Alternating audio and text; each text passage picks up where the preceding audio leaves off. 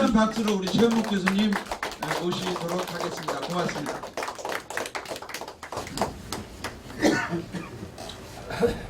네, 감사드립니다. 대표님 그리고 선배님 그리고 여기 비상 국민회의 또 이 물망초 학교 상당히 그 역사적 소명을 다하는 데서 제가 이렇게 말씀드릴 수 있는 기회가 있어서 상당히 영광스럽게 생각합니다.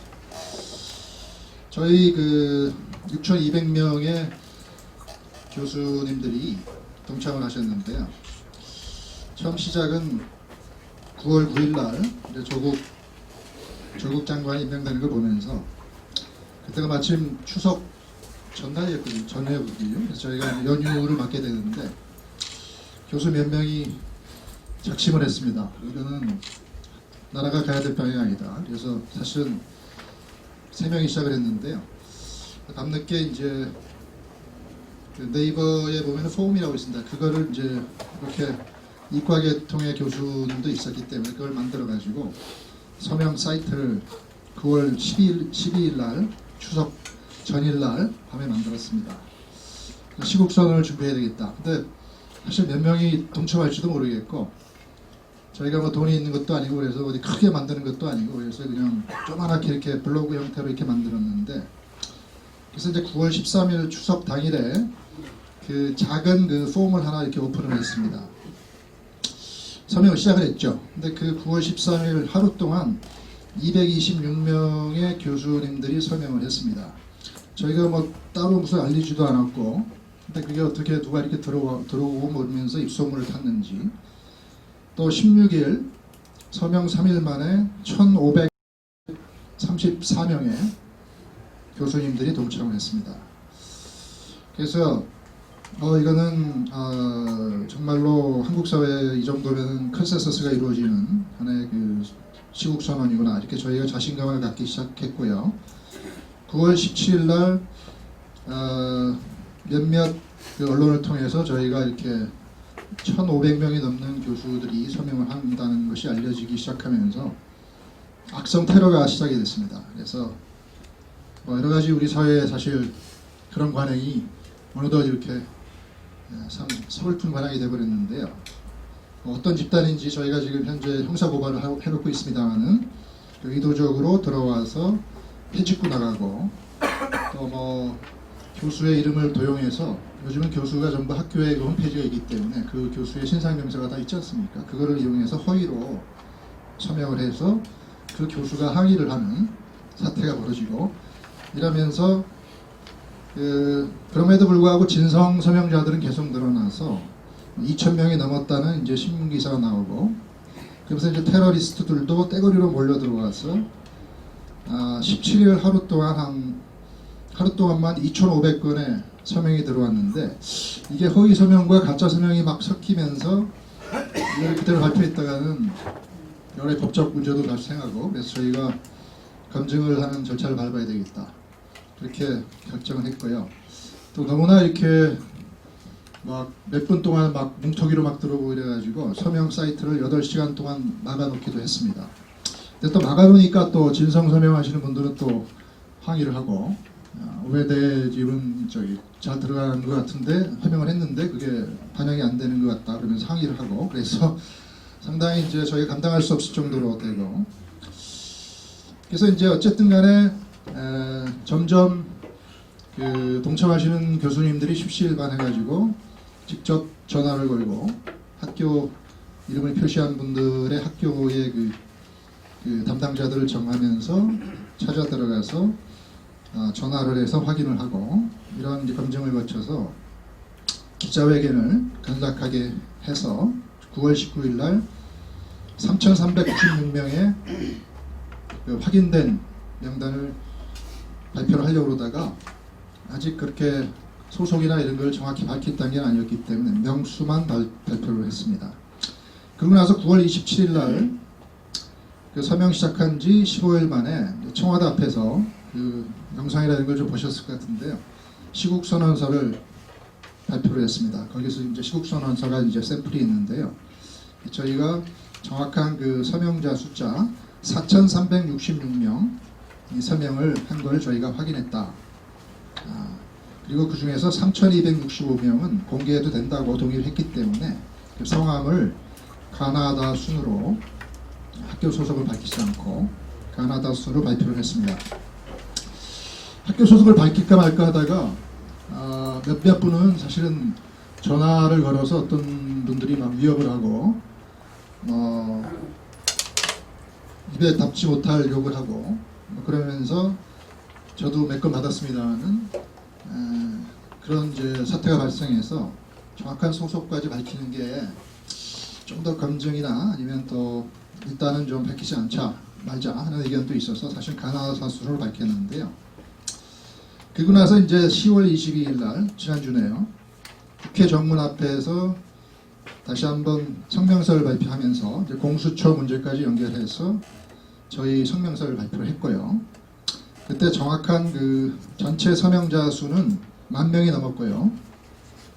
그 중에서 서명이 확인된 6,241명, 그 중에서 이름을 공개해도 된다 하고 동의한 5,111명을 드디어 정확한 소속과 함께 성함을 발표를 했습니다. 제일 많이 공개하기를 동의한 분들은 이제 서울대 교수님들이고요. 270명이 동의했고요. 연세대, 고려대, 경북대, 한양대, 이화여대, 경희대, 울산대 뭐 이런 순서입니다. 그래서 151개 대학에 계신 교수님들이 동의를 하셨고요. 또 해외에 계신 분들도 연락을 해서 계속 동참을 하고 계시는데 해외는 사실 검증이 어렵습니다. 영미권이나 이런 데는 이메일이나 뭐 이런 게 시간도 시차도 나고 그래서 또 러시아계나 뭐 아시아 쪽이나 이쪽은 또 학교 이메일도 없어요. 공식 이메일. 그래서 그걸 확인하기가 어렵고 그래서 저희가 확인을 계속하고 있는데요. 하여튼 현재까지는 6,200명의 교수님들이 확인이 된 상태고 계속 서명자 수는 늘어나고 이게 10,000명에서 20,000명으로 갈지 앞으로 어떻게 더 늘어날지 모르겠습니다만 계속 검증을 또 하고 있는 상황이다. 이렇게 말씀을 드리고요. 그 확인 과정에서 너무나 악의적인 그 방해 공작을 한 걸로 확인된 10명에 대해서 서울중앙지검에 형사고소를 했습니다. 그리고 협박이나 이런 거를 한 사실들을 같이 이렇게 기재를 했고요. 그래서 저희가 변호사가 3명이 저희를 돕고 있습니다. 전부 자원하신 분들이고 그래서 의외로 좀 시달리는 분들이 상당히 많은 상황입니다. 이렇게 많은 교수님들이 참여한 배경을 저희끼리 한번 생각을 해봤는데요. 사실 교수 10명 한 자리에 모이기도 힘든데요. 100명을 한 자리에 모이기도 힘들고 어떤 분들은 뭐 소 1,000마리를 서울에서 부산까지 데려가는 것보다 더 어려운 게 교수 10명이 한 자리에 모이는 거다 그런 말씀도 하는데 사실 교수님들은 사실 강의만 하고 싶고 연구만 하고 싶죠. 근데 이제 빼앗긴 거는 어떤 목사님이 그러시더라고요. 빼앗긴 거는 되찾아올 수 있지만 포기한 것은 되찾을 수 없다. 그런 말씀하셨는데 저희가 교수들이 모두 공통적으로 빼앗긴 게 있다고 느끼는 것 같아요. 분명히 빼앗긴 게 있고 근데 이번에 그걸 포기하면은 다시 되찾아올 수 없기 때문에 빼앗겼지만 저희가 포기할 수 없다. 그래서 자리를 박차고 일어서신 게 아닌가 이렇게 생각이 되는데요. 저희가 가장 크게 느끼는 빼앗긴 것은 자유입니다. 그래서 저희가 학생들을 이렇게 보면은요 어느 순간에 학생들이 먼저 이렇게 선입관을 가지고 그 교수가 정말 자신 있게 정론을 펼치는데도 그렇게 삐딱하게 들으면서 처음부터 막 반발합니다. 그래서 우리 사회가 어느 순간부터 사상의 자유를 정말 빼앗겼구나. 특히 젊은 세대들은 그런 걸 많이 느꼈고요. 그게 뭐 유튜브나 아니면 여러 가지 그 SNS 통해서 특정 이념을 이렇게 선전하거나 고의적으로 이렇게 배포하는 게 너무 이렇게 효율적으로 됐다 그럴까요? 너무 잘하기 때문에 젊은 학생들은 거기에 너무 취약할 수밖에 없기 때문에 여러 가지 경제학 논리나 아니면 외교 관계나 일본 관계나 이런 것들이 너무나 왜곡되게 인식을 갖고 수업을 딱 들어오니까 그걸 어떻게 열심히 하는데도 그 처음에 그 자리 잡은 그 사상의 자유를 침해하는 그런 측면을 되돌리는데 정말 힘들구나 그런 생각을 많이 느껴서 이건 정말 우리가 빼앗긴 거구나, 포기할 수 없는 거구나 이렇게 느끼는 것 같고요. 또 하나는 조국 지금 교수죠. 조국 교수 본인이 분명히 빼앗은 게 있습니다. 그분은 교수라는 그 직업의 양심을 빼앗았고요. 그게 대다수 교수님들이 느끼는 것 같고요. 최소한의 직업 윤리를 빼앗았습니다. 그래서 도대체 교수가 뭐냐 이런 거를 대다수의 교수님들로부터 빼앗아 버렸고요. 특히 학생들이 선망하는 게 사실은 요즘은 취업이 어렵기 때문에 공직입니다. 공직에 가는 게 안정적인 직업이고 정말 자신이 이렇게 생각하는 바를 실현할 수 있는 좋은 직업이라고 생각하는데 그 공직을 검증하는 더군다나 최고위 공직자 그 검증자가 그러한 그 여러 가지 결정적인 흔결에도 불구하고 자기는 적임자다 뭐 이렇게 얘기하면서 또 뒤에서 오버랩되는 어떤 대통령의 어떤 초라한 모습이랄까요? 정말 그 초라한 논리로 초라한 모습이 이렇게 학생들에게 비춰지면서 공직에 대한 윤리에 대한 존경심이 철저하게 무너지는 걸 보고 그걸 정말 빼앗은 것은 정말 우리 학생들을 위해서 좋지 않은 일이다 그렇게 생각이 됐고요. 또 기성세대에 대한 불신, 기성세대에 대한 불신까지도 이어지는 것 같습니다. 교수들이 나서서 항의하지 않으면은 영원히 포기하는 게 되기 때문에 찾아올 수 없기 때문에 나서신 거라고 생각을 합니다. 저는 뭐 개인적으로 제가 이렇게 주도한 이유는 사실 뭐 제가 국제법도 하고 비교법도 하고 그럽니다는 통상협상도 많이 하고 그랬는데 한미 쇠고기 그 광우병 쇠고기 파동서부터 시작해가지고 상당히 그 국가 간의 합의라고 그럴까 이런 것들이 이렇게 시민단체라고 하면서 상당히 그 왜곡된 정보를 퍼뜨리고 또 협정이나 이런 거에 대한 의도적인 왜곡 이런 게 이루어지면서 그게 또 이렇게 보편적인 해석으로 이렇게 통용되면서 그때마다 또 데모가 일어나고 이러면서 여러 가지 그 외교적 자산이 한꺼번에 무너지는 걸 목도를 했습니다. 뭐 ISD 뭐 여러 가지 일들이 있는데요. 한미 FTA 그다음에 이제 최근에는 이제 일제 그 강제징용 대법원 판결 이거에 대한 이제 해석 문제가 이렇게 대두가 됐는데 사실은 택시 운전사들까지 한마디씩 합니다. 일본이 정말로 청구권 협정에서 배상을 하지 않고 뻔뻔하게 나라의 배상 책임이 없다고 버틴다는 얘기를 하는 분들도 있고 그게 아니고 일본은 그 5억 불로 이미 한국에 이렇게 채무를 인수해버렸는데 한국 정부가 사실은 적절하게 하지 않아서 그런 문제가 발생했기 때문에 그거는 이성적으로 판단해야 된다 그런 말씀을 하시는 분도 있고 그래서 이게 국제 협약이나 이런 것들이 상당히 일반인들이 이렇게 가십거리로 많이 이렇게 대두가 되고요. 옛날에는 뭐 한미 FTA 체결하면은 감기 약값이 10만 원이다 뭐 그런 얘기도 일반적으로 퍼졌었고 학생들도 맨날 노래를 합니다. 국제법을 분열 프랙티스하는 사람은 사실 기분 나쁘는 일은 아닌데요. 전 국민의 관심을 갖고 있습니다. 근데 날이 갈수록 이게 점점 더 이런 왜곡 현상이 심해지고 또 깊은 동굴로 이렇게 들어가는 것 같아요. 벗어날 수 없는. 그래서 이런 전문적인 개념 이런 것들을 우리가 바로잡지 않으면 전문가의 권위를 살리지 않으면 안 된다 그런 얘기를 했고요.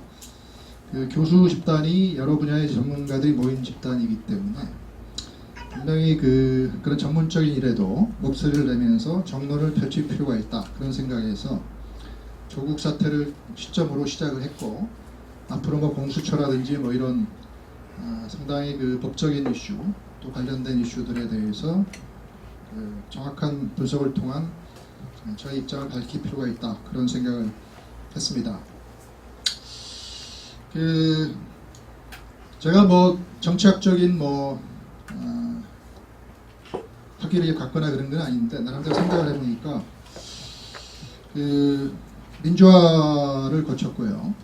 거기에 군사독재로부터 민주화를 했기 때문에 민주화는 달성이 됐는데 그 민주화를 이렇게 이룬 세력들이 사실은 사회민주주의 쪽을 찬양하는 집단이 있고 자유민주주의를 찬양하는 집단이 있고 그게 이렇게 합쳐져서 민주화를 이루었는데 지금 민주화라는 목표가 달성됐기 때문에 이제는 이제 두 갈래 길이 남은 거죠. 사회민주주의가 아니냐 자유민주주의가 아니냐 그 투쟁을 벌이고 있는 중요한 순간이 지금이라고 생각하고 사실은 조국 교수는 사실은 뭐 그렇게 심각하게 민주화 투쟁하는 분도 아니고 했습니다만은 하여튼 그분이 상징하는 것은 또는 그 세력들이 상징하는 건 사실 사회민주주의 쪽으로 나라의 방향을 잡아 나가려고 하는 거다 그렇게 생각이 돼서 사실은 자유민주주의를 희망하는 또 사회민주주의가 얼마나 위험한가 특히 유럽이나 이런 나라처럼 안보의 위협이나 이런 게 덜한 나라는 사실 서로 이렇게 보완 관계로 얼마든지 형성시켜 나갈 수 있습니다만은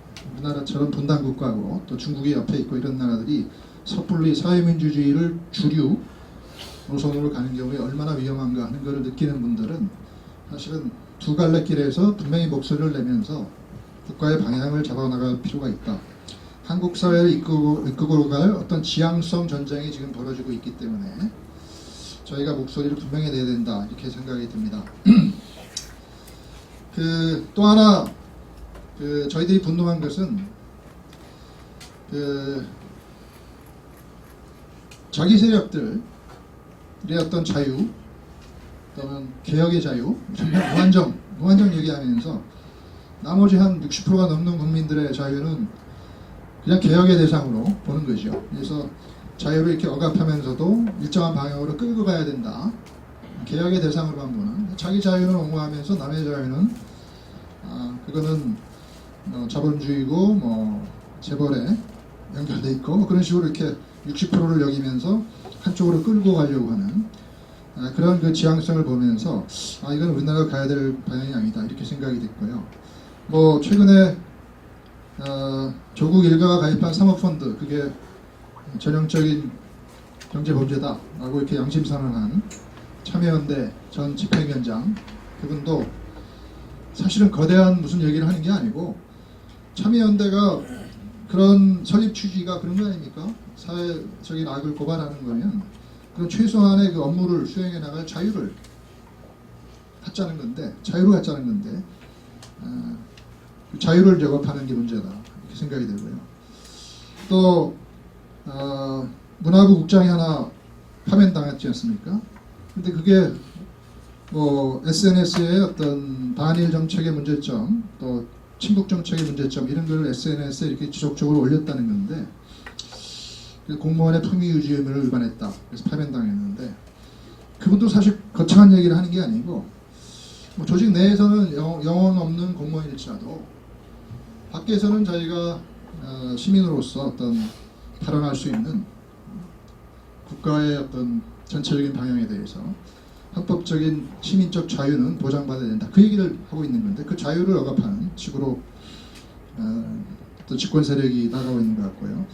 또 저희가 주목하는 건 최근에 또 인원고등학교에서 고3학년들이 이제 뭐 단체를 만들어가지고 SOS를 찾지 않습니까? 그것도 대단한 게 아니고 선생님들이 뭐 특정 이념을 자신들에게 주입시키지 말아라. 개인의 자유를 보장해라. 수업권을 보장해라. 뭐 이런 거기 때문에 사실 그런 그 기본적인 자유를 억압하는 방향으로 여러 단체들이 그렇게 움직이고 집권 세력이 여기를 뒷받침하기 때문에 뭐 앞으로 반일, 반미, 뭐 친북, 반검찰, 반고위공무원, 뭐 집단주의 이런 것들이 얼마나 이제 많은 다른 기본적인 자유와의 전쟁을 치러야 될까 하는 게 상당히 심히 의심스럽습니다.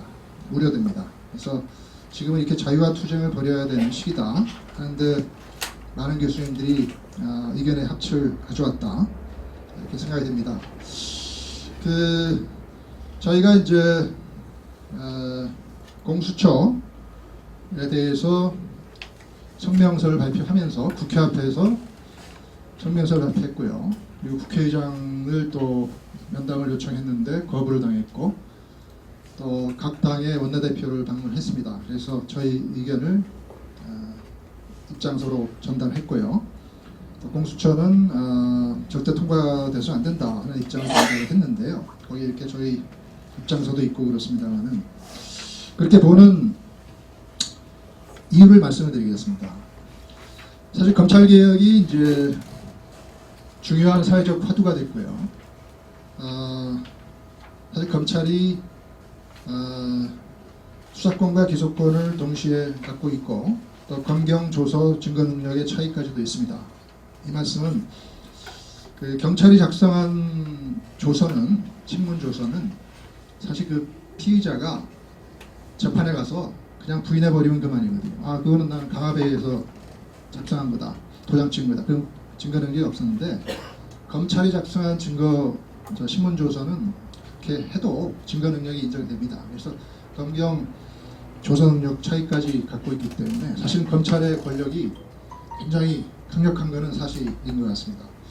수사권과 기소권을 동시에 보유하고 있는 나라 독일과 일본도 그렇게 하고 있습니다만은 검경 조사 능력의 차이까지 인정하는 나라는 우리나라밖에 없어요. 그래서 우리나라의 검찰이 상당히 강력한 조직인 것은 맞고요. 근데 이제 더군다나 이제 한국 정치가 이 고질병이 있어서 정권 출범 초기에는 사실은 반대파를 숙청하려고 검찰의 칼을 정권이 이용하고 정권 말기가 되면은 이제 권력형 부패가 발생하기 마련이니까 또 검찰이 또 차기 권력의 줄서기를 하니까 살아있는 권력이 칼을 대면서 차기 정권 창출에 기여하고 그래서 검찰과 정권이 이렇게 사이가 틀어지는 쪽으로 가고 그게 사이클로 이루어지고 있는 측면도 맞는 것 같습니다. 사실 99%의 검찰은 그렇지 않습니다. 1%의 정치 검찰이 주로 위에서 있는 분들이 그렇게 하기 때문에 그게 문제가 발생되지 않던 건데 지금 정권은 사실 그 정권 후반기로 들어서면서 자기한테 칼을 대는 그 검찰을 좀 미리 예방하기 위해서 사실 먼저 검찰을 치는 측면도 있죠. 그래서 사실 정답은 검찰 권력을 이렇게 정치 권력으로부터 이렇게 독립시켜서 정치와 검찰의 그 야합을 방지하는 게 중요하고 그것뿐만 아니고 독립된 검찰이 스스로 이렇게 부패하거나 또 스스로 이렇게 정치적으로 가는 것도 막기 위해서 독립된 검찰 권력 자체를 견제할 수 있는 견제와 균형을 갖추는 그 두 가지 정치적 중립하고 견제와 균형 그 두 가지 목표를 동시에 추구해야 된다고 저희들이 느끼고 있습니다. 근데 이제 민주당이 내놓은 그 공수처 법안을 보면 백혜련 의원이 대표 발의한 그 안을 보면 홍콩 염정공서, 싱가포르 탐호조사국을 벤치마킹해서 그런 공수처를 만든다 그렇게 얘기하고 있는데 사실 홍콩과 싱가포르는 다들 아다시피 어떤 공안 통치의 대표적인 국가죠. 그런 나라를 우리나라 벤치마킹 하는 것도 참 그렇습니다만은 사실 염정공서, 홍콩의 염정공서만 해도 그동안 그 부작용이 많이 드러나서 경찰 간부들이 2번이나 염정공서를 습격을 했었습니다. 유리창을 부시고 왜냐하면 너무 과도하게 수사하고 또 권력남용을 막 뒤집어씌우고 그래서 사실은 기관 간에 막 투쟁을 벌이고 이랬기 때문에 그걸 벤치마킹 한다는 게 상당히 위험한 일이라고 저희는 느끼고 있고요. 더군다나 이제 공수처장에 대한 인사권을 추천위원회를 국회에다가 설치해서 근데 공수처장 추천위원회를 국회에다 설치한다는 게 우리나라 헌법상 정부 대표 임명을 국회가 추천한다는 게 이게 상권분립에 맞는지도 상당히 의심스럽고요. 국회가 그런 권한이 있다는 것도 상당히 의심스럽고요. 그렇다고 해도 합치된다고 해도 그 추천위원회의 4명을 7명 중에 4명을 분명히 여당 쪽에서 임명할 수 있도록 그렇게 추천위원회 구성을 해놨기 때문에 여당이 원하는 사람이 이렇게 추천될 확률이 많아지고 물론 지금 여당이나 정부 쪽은 야당목도 2명 있고 추천위원회에서 그리고 7명 중에서 6명이 동의해야만 추천이 되기 때문에 야당목 2명이 똘똘 뭉쳐가지고 반대하면은 정부에 유리한 사람이 올라가는 건 아니다 그렇게 얘기는 하고 있습니다만은 어차피 2명을 추천해야 되기 때문에 결국은 타협해서 여당에 유리한 사람 하나, 야당에 유리한 사람 하나 이렇게 2명이 이제 올라가는데 그럼 대통령이 선택하게 되어 있습니다. 그럼 결국 여당에 유리한 사람이 낙점이 되기 때문에 여당 유리한 사람으로 처장이 구성되는 구조로 되어 있다. 이렇게 생각이 되고요. 차라리 뭐 50대 50으로 하든지 아니면 야당이 오히려 유리하게 추천돼야만 공정하게 살아있는 권력에도 칼을 댈 수 있는 게 아니겠습니까? 더군다나 처장이 아니고 차장은 처장이 그냥 단독으로 제청하면 대통령이 임명하도록 되어 있고요. 또 수사처 검사가 제일 중요한데 검사가 직접 수사하니까 검사는 25명 정도를 두게 되어 있는데 인사추천위원회에서 추천하게 되어 있습니다. 인사추천위원회도 7명 위원으로 구성되어 있는데 그 중에서 여당 몫이 최소한 5명입니다. 그래서 여당에 유리한 검사들로 추천되는 구조로 되어 있고 더군다나 이 검사추천위원회는 과반수만 동의하면 추천이 됩니다. 그래서 여당에 유리한 그 추천위원회 5명이 사실 얼마든지 편파적인 분을 검사로 추천할 수 있고 더군다나 반드시 검사의 직위에 있지 않아도 민간인일지라도 어떤 변호사의 자격이 있고 재판, 수사, 조사 업무에 실무 경력이 있으면 임명할 수 있도록 돼 있어서 사실 재판 하나도 안 해본 사람인데 변호사로서 민변이나 뭐 무슨 세월호 조사위원회 이런데 그냥 하면서 경력상 뭐 그런 사람도 얼마든지 검사로 임명될 수 있게 돼 있어서 과반수만 동의하면 임명할 수 있기 때문에 25명 전원이 사실은 민변 검사로도 채워줄 수가 민변 변호사로도 채워줄 수 있는 구조이기 때문에 일반 검사들은 정치와 상관없는 사람들이 임명이 되는데 이 공수처 검사는 맘만 먹으면 정말로 정치적인 민간 변호사들이 25명을 다 차지할 수도 있는 식으로 돼 있어서 이거는 정말 너무하다 이런 생각이 들고요. 더군다나 이 인사추천위원회에서 검사의 임용이나 정보나 이런 것까지도 과반수로 의결할 수 있습니다. 그래서 일단 검사를 임명했는데 이 사람이 애초에 정부에 유리한 사람을 했는데 이 사람이 말을 안 듣고 지금 윤석열 총장처럼 뭐 굉장히 객관적으로 하려고 그런다. 그러면 인사추천위에서 과반수로 전보시켜버리면 돼요. 그러니까 전보권까지도 인사위원회가 이렇게 과반수로 결정할 수 있게 하는 것은 좀 너무하다 그런 생각이 들고요.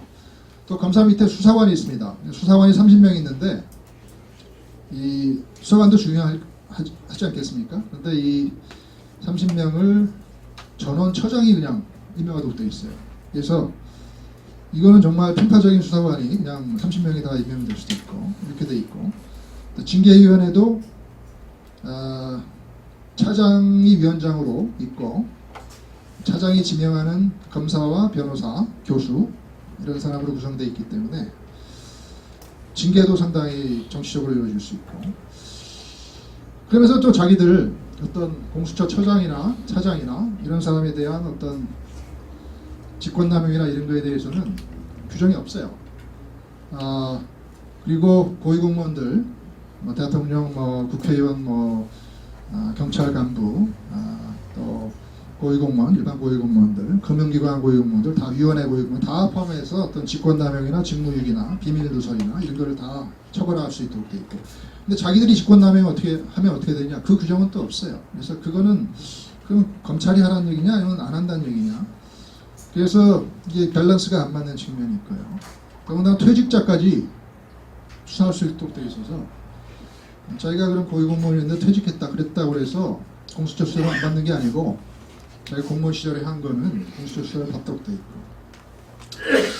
상당히 그 임명 자체도 정권 친화적으로 더군다나 민간 인사로 될 가능성이 많고 일단 임명됐는데 자기 뜻대로 행동하지 않으면 재임용이나 전보나 징계권을 행사할 수 있고 또 그 기소권까지도 판검사나 고위공무원, 고위경찰에 대해서 행사할 수 있도록 돼 있어서 판검사에 대한 기소권을 공수처가 갖게 됩니다. 그래서 검사에 대한 기소권을 공수처가 갖는 건 어느 정도 이해할 수가 있습니다. 왜냐하면 검사에 대한 기소권을 검찰이 갖게 되면 자기 식구 봐주기 이렇게 되니까 그동안 문제가 좀 됐기 때문에 검사는 좀 공수처가 행사할 수 있도록 하는 것도 이해할 수 있습니다만은 판사 또는 경찰 경찰 공무원 이거에 대한 기소권도 공수처가 갖도록 함으로써 사실 판사들이 재판하는데 조금 마음에 안 드는 식으로 재판하면은 자기들이 심어놓은 공수처 검사들을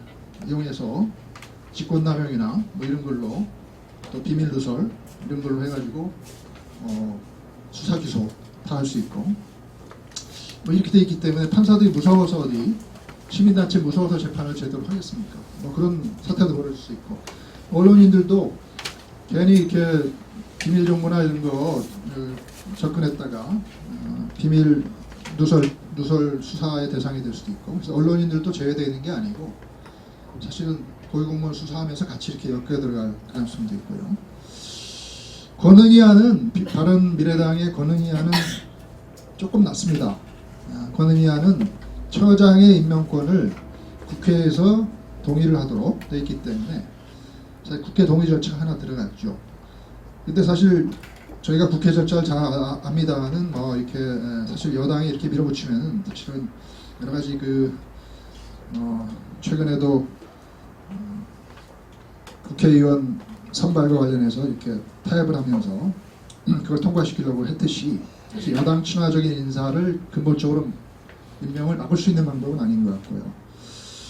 또 권은희안은 한 단계 더 진보해서 검사만 인사추천위원회에 동의를 얻는 게 아니고 그 수사관까지도 인사추천위원회에 추천을 얻도록 해서 일단 추천위원회에 스크린을 한번 받도록 되어 있습니다만은 인사추천위원회의 구성 자체가 여당 몫이 최소 4명으로 되어 있기 때문에 과반수를 이미 여당 몫으로 할당해 놓고 있기 때문에 인사추천위원회의 추천은 사실 큰 의미가 없다고 생각이 듭니다. 근데 권은희안에서 한 가지 칭찬해 줄 것은 기소심의위원회라는 걸 둬서요.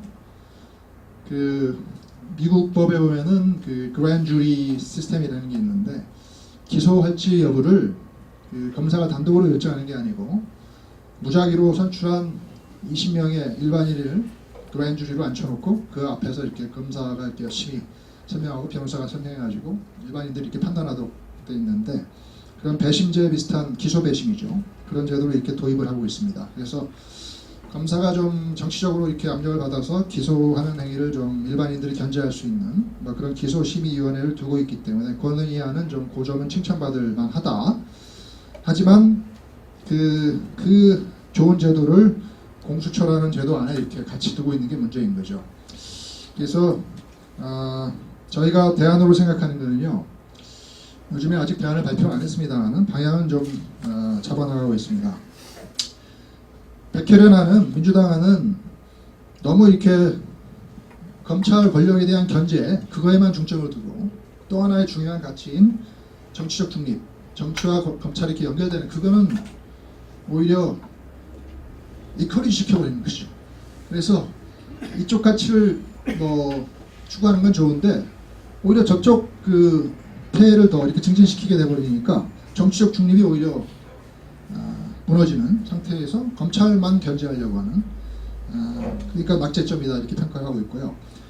바른미래당 권은희안은 정치적 중립을 어느 정도 생각하면서 안을 만들었습니다. 그래서 기소심의위원회라든지 또 처장을 임명할 때 국회 동의를 받도록 한다든지 수사관도 인사위원회가 추천하도록 한다든지 그렇게 해서 정치적 중립 가치는 어느 정도 담보를 하고 있습니다만은 자기들끼리 그러면 비리하는 경우는 어떻게 돼? 그 얘기는 또 없어요. 처장과 차장은 그럼 직권남용은 어떻게 돼? 그런 얘기는 전혀 없고 또 기소심의위원회도 7명 정도를 두도록 돼 있는데 일반인이 잘못 선발되면 사실 여론 재판이 될 수도 있고 상당히 위험할 수 있는데 너무 작게 구성을 합니다. 미국처럼 한 20명쯤 돼야지 그런 가능성이 없어지고 또 이렇게 정치적 편향성을 갖고 있는 사람을 걸러내기 위해서 그걸 우리가 어떤 배척 시스템이라고 하는데 그런 것도 좀 도입을 하고 해야 되는데 그런 얘기는 전혀 없고 그냥 처장이 행안부에서 보내온 주민등록번호에 의해서 무작위로 추출한다 이렇게 돼 있어서 이게 잘못하면은 여론재판으로 될 수 있고 그래서 아이디어는 좋은데 구체적 실행에서는 상당히 위험할 수 있다. 그래서 권은희안도 55점이다. 백혜련안은 40점이다. 그래서 낙제입니다. 이 교수님들이 채점을 할 때 최소한 C+나 B-는 돼야 되는데 그게 한 60점, 70점 정도 돼야 되는데 40점, 50점 이 정도니까 사실은 이건 좀 문제가 많다 이렇게 생각이 되고요. 그래서 저희가 뭐 생각하는 방향은 검찰이 독립돼야 되는 가치, 정치적으로 중립돼야 되는 가치, 그걸 많은 분들이 원하고 있고, 또 하나는 그 독립된 검찰이 부패하지 않도록 스스로의 견제 장치를 갖춰야 되는 그 두 가지 가치를 동시에 추구해야 되기 때문에 아직 의견을 모은 건 아닙니다만은 저를 비롯한 지도부들이 사실 저희는 대표가 없습니다. 대표를 일부러 안 뽑고 있습니다. 뽑는 순간 그 대표는 정말로 죽어납니다. 그래서 저희가 일부러 집행위원, 이래가지고 집행위원 체제를 구축을 했는데요. 집행위원이 몇 명인지도 밝히지 않습니다. 그런데 저희 집행위원들이 생각하는 방향은 검찰은 검사들이 뽑아야 된다. 그렇게 생각합니다. 직선제. 정치검찰이 몇 프로나 되겠습니까? 위에 있는 사람 한 2%요? 많아야 10%지요. 나머지 90%는요. 검사들이 평검사들 아닙니까? 자기 조직을 정말 신망 있게 이끌 사람을 뽑는 거예요. 그래서 직선제가 방향이라고 생각하고요. 브라질에서 군사 독재도 겪었고 여러 가지 겪었습니다. 다 해봤습니다. 검찰과 너무 정치가 연합해 다 해봤어요. 이것저것 다 해봤는데 결론이 직선제를 해야 된다. 그래서 지금 검사들이 검찰총장을 직접 뽑습니다. 한 명 뽑으면은 분파가 생기니까 2명을 뽑습니다. 2명을 딱 뽑아서 그걸 대통령한테 보내면 대통령이 그 중에서 초이스합니다. 그래서 그걸 해봤더니 정말 잘 되더라. 그래서 지금 룰라 전 대통령이 다시 유력한 대통령 후보입니다. 모든 국민들이 그 유력하다고 그러고, 근데 그 룰라의 비자금을 그 평검사가 환치기를 조사하다가 그 자금의 흐름을 끝까지 추적해가지고 결국 밝혀냈어요. 그래서 룰라가 지금 무기에 처해 있고, 그래서 그런 살아있는 권력을 정말 끝까지 조사할 수 있는 그 원동력은 총장을 직선제하기 때문에 나오는 거고, 정치인이 임명하는 순간 윤석열 같은 우연히 그렇게 걸릴 수는 있어도 그거는 사실 물 건너가는 상황이죠. 그래서 검사가 직접 뽑아야 되는 시스템을 갖추는 게 그래야지 독립의 척결이다. 이렇게 되고, 그러면 모든 게 다 해결됩니다. 사실. 그리고 나서 그 독립된 검찰을 자체적으로 견제할 수 있는 시스템도 갖춰야 된다. 그래서 예를 들면 권한위 안에서 저희가 칭찬하고 있는 기소심의위원회나 이런 데를 검찰 내부에 두든지 법무부 내부에 두든지 해서 기소를 검사들이 독점적으로 행사할 게 아니고 국민의 의견을 들어서 한다든지. 그 일본이 이미 그 제도를 하고 있습니다. 일본이 그 미국식 그랜 주리는 아니더라도 일반인들로 구성한 그 기소 배심을 이미 시행하고 있고요. 그게 벌써 한 50년간 시행하고 있습니다. 다만 그 일반 배심은 결정권이 없고 권고권만 있어서 최종 결정은 검사가 합니다만은, 일반인들이 배심이 그 기소하라고 했는데 권고했는데 검사가 그거를 안 하면 그 사람은 정치적으로 자기가 리스크를 지는 거기 때문에 권고권이라도 민주 통제에 두든지. 근데 조국 교수나 그 세력들이 얘기하는 거는 검찰은 선출된 권력이니까, 임명된 권력이니까 선출된 권력이 그걸 통제하는 게 민주 통제에 맞다. 그렇게 얘기하고 있는데요. 저는 사실 어떻게 법학 교수가 그런 얘기를 할 수 있는지 저는 귀를 의심했습니다. 그 일반직 공무원은 맞아요. 공무원들은 상명하복이죠. 그 선출된 권력이 대통령 비롯한 장관들 그거 따라야 되죠. 근데 검사는 별정직 공무원입니다. 별정직입니다. 그 법상 그렇게 돼 있고, 판사도 별정직입니다. 판사와 검사가 같은 직입니다. 그건 정치로부터 독립하는 얘기고 윗사람 말을 듣지 말고 헌법 가치를 추구하는 거거든요. 근데 어떻게 선출된 권력이라고 해서 그거를 통제하려고 합니까? 그게 오히려 독재로 가는 길이죠. 그래서 검사의 그 위치를 어떻게 형법교수는 그렇게 이해하고 있고, 그 얘기를 선출된 권력이 임명된 권력을 통제하는 게 민주통제다. 그러면서 그 얘기가 뭐 SNS에 다 퍼졌어요. 모든 학생들도 다 입으로 노래하듯이 얘기하고 있고, 마치 일반직 공무원 얘기하고 있다시피. 그 민주투쟁을 80년대에 거치면서 그 어렵게 검사를 별정직으로 한 겁니다. 그게 전부 민주투쟁의 결과예요. 하도 검사가 남용되길래 검찰이 정치와 붙어먹길래 그거 어렵게 만든 거고, 검찰총장도 임기를 보장하고 그런 것도 어렵게 민주투쟁을 하는 사람들의 결과가 쌓여서 그렇게 된 건데 그걸 완전히 옛날로 돌리는 군사 독재식으로 돌리는 완전히 선출된 권력이 통제하는 게 맞다 이렇게 나가는 그래서 어떻게 그런 얘기를 그렇게 단순한 얘기인데 그게 이렇게 먹히고 있는가 하는 걸 들으면서 말은 참 근사해 보이는데 그런 어떤 그런 일들이 벌어지고 있는 것을 저희는 안타깝게 생각하면서요.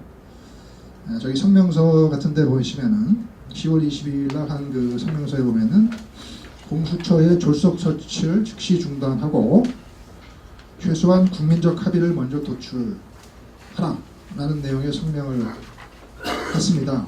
그래서 대통령은 조국 사태에 책임이 가장 많기 때문에 그냥 그렇게 국무회의를 통해서 간접적으로 사과할 게 아니고 직접적으로 국민에게 사과해야 되고요. 특히 헌법과 민주주의를 수호해야 될 막중한 책임이 있는 대통령이 스스로 헌정질서와 법치주의 가치를 흔들리게 한 책임을 분명히 이야기하면서 국민 앞에 사과를 해야 된다. 그런 얘기를 했고요. 검찰개혁에 절실히 필요한데 그걸 빌미로 오히려 특정 세력이 검찰을 오히려 장악하는 식으로 그렇게 시스템을 만들려고 하는 의혹도 또 강력히 제기되고 있기 때문에 지금 아무도 모르는 공청회도 거치지 않고 패스트트랙 올라가 있는 거 그 뚝딱 해버리려고 그러는데 그게 옳다 그르다 그런 얘기가 아니고 최소한 먼저 국민 합의 도출 절차를 거치기 위해서 분명히 그 이슈를 국민 의견 수렴 절차를 거쳐야 된다. 근데 조국 장관이 임명되자마자 국민 의견 수렴을 거쳤어요. 사실은 뚝딱 해가지고 뭐 인터넷으로 막 의견 받는다고 그랬는데 조국을 반대하는 그 사람들의 함성이 너무 뜨거웠기 때문에 아예 거기 참여를 안 했어요. 그래서 한 70%는 아무 대꾸도 안 하고 네가 그럼 마음대로 해봐라 이런 상황에서 무슨 의견 수렴을 했다고 그러는데 전부 지지하는 세력의 의견만 올라왔겠죠. 그래가지고 뭐 뚝딱 지금 개혁을 하고 있는데 그 수렴된 의견도 그게 어떤 의견이 왔는지를 법무부가 밝히지도 않고 있어요. 그리고 나서 자기 무슨 개혁추진위원단 민변 변호사들 앉혀놓은 거기에서 이렇게 공고 같은 것만 내놓고 뭐 이러면서 뚝딱뚝딱 진행하려고 하는 이런 것들은 정말 그 국민의 알 권리를 침해하고 민주주의 절차를 무시한 거기 때문에 즉각 중단하고 최소한 심층적인 토론을 거쳐서 이 문제를 해결해야 된다라는 걸 결론으로 저에게 의견을 내면서 국민 대토론회를 최소한 저희가 반대 진영에 있는 조국을 지지하는 교수 모임까지도 이렇게 초빙을 하면서 같이 이렇게 토론을 하면서 의견을 모아 나가야 된다라고 성명서를 냈습니다. 그리고 어제는 그 국회의원 정수 늘리는 것을 빌미로 공수처를 통과시키려고 하는 뭐 그런 식으로 지금 움직임을 벌이고 있는 것에 대해서도 규탄 성명서를 또 냈습니다. 아마 내일쯤이면 보도가 될 것 같은데요.